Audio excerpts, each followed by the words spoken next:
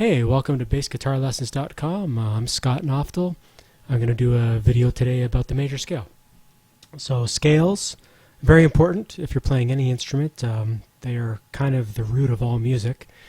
If you want to be a good solo artist or improvisational artist, same thing really. You have to be good at scales. You got to know the scales. You have to know which scale fits over which chord change in the song, and that's how people make great bass lines, and that's how they make great guitar solos, and that's how they make great melodies for songs. So it's very important to learn your scales. And probably the most important scale is the major scale. And you'll know the major scale, do, re, mi, fa, sol. I'm not going to sing it, but the do, re, mi scale. And the one thing that us string players have, bass, guitar, violin, cello, whatever have you, that scales have a certain pattern, and once we learn the pattern on our stringed instrument, then we know the scale in every key, right? So for instance, the major scale, I'm going to play for you.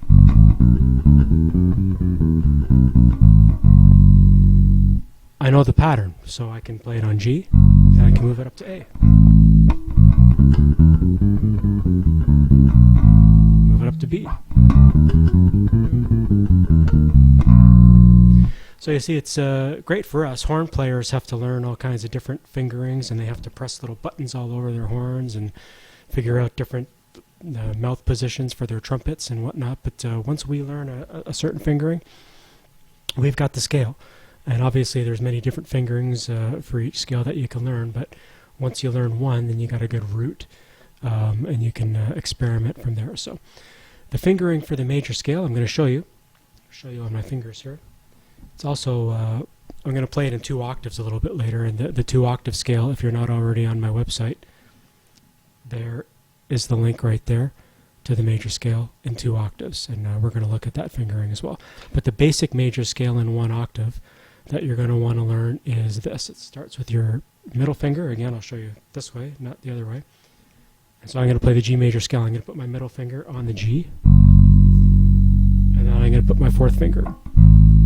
So, same string, 2, 4. And then on the next string, it's going to be 1, 2, 4. So.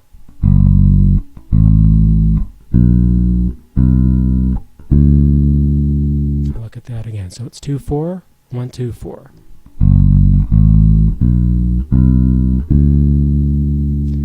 And to finish it off, it's 1, 3, 4.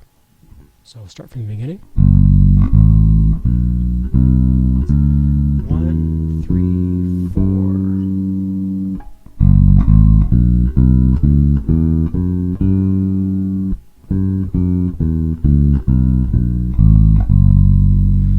So that's the G major scale, and the reason that it's the G major scale is because I'm starting on G and I'm ending on G. So let's move it up. And now what I've said is once you learn the fingering, 2, 4, 1, 2, 4, 1, 3, 4, you can move it up to wherever you want. So let's play the A major scale. So I'm going to start on A.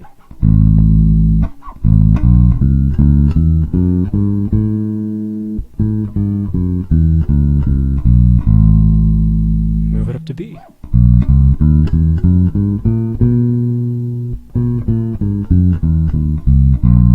Move it up to C. And so on and so on. So I'm starting on the 4th string, the E string here. I can move that up to the A string as well. So let's go right here. That's a D, right? The 2nd string, 5th fret, D, D major scale.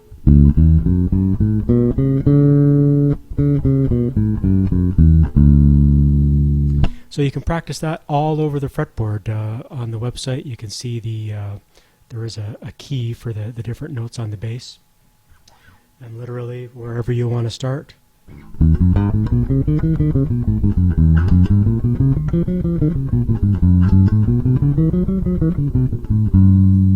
going to be playing the major scale.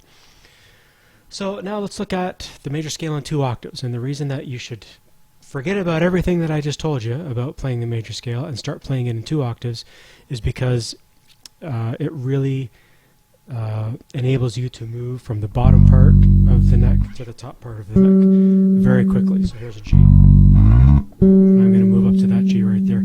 And it it really helps you learn all the notes on the neck. Again, the fingering I have is on the website right here. I'm going to stick to that fingering. And I believe there's a red arrows where it says you're going to shift your finger. And what you want to keep in mind when you're practicing 2-octave scales is you want to shift using what I would call a strong finger. Okay, so strong finger being your first finger or your middle finger, possibly your third finger, possibly your fourth finger. So that's all the fingers, Scott. What are you talking about? But it depends what position you're in. Okay, so if I'm here and I want to slide up using my fourth finger, that's probably not a very strong, because you have the tendency to, your fingers are going to compress and kill my bass. However, if you're coming down, your fourth finger actually would be a little bit stronger because the way that you're gripping the bass, right, instead of sliding it up with your fourth finger is a little bit more difficult. So pretty much either way, whether you're going up the bass or down the bass, your first finger is going to be the strongest finger that you want to slide on. And that's the fingering that we're going to do. So I'm going to play it. I'm not going to go through the fingering very slowly because, again, the fingering is on the website. But here it is slowly.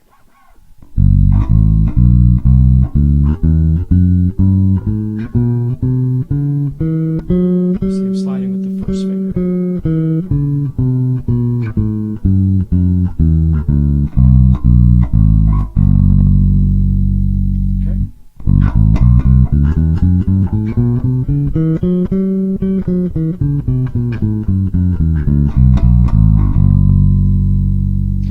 And same thing that I told you before. Once you know the fingering, you can start on any note.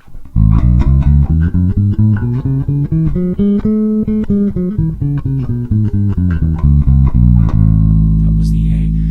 And generally, the way that I practice 2-octave scales, and I still do this when I practice, is I do them in cycles of fifths.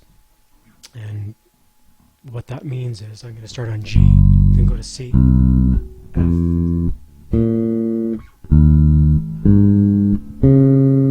So cycles of fifth means that's the G and then the fifth above it.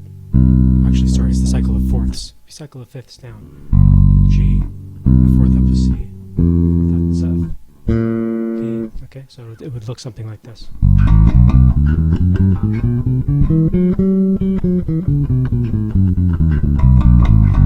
Then up to C.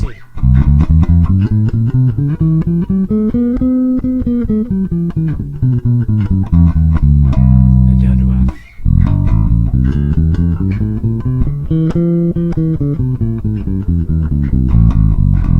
Up to B flat. Oops.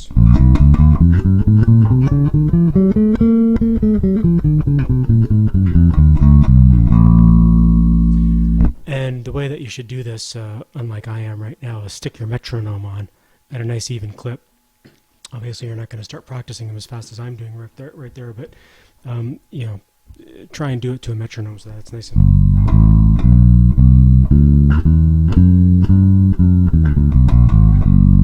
Okay, and that is the major scale. Thanks for watching the video, and please hit the subscribe link there and the thumbs up like. It would really help me out, and see you on the next video.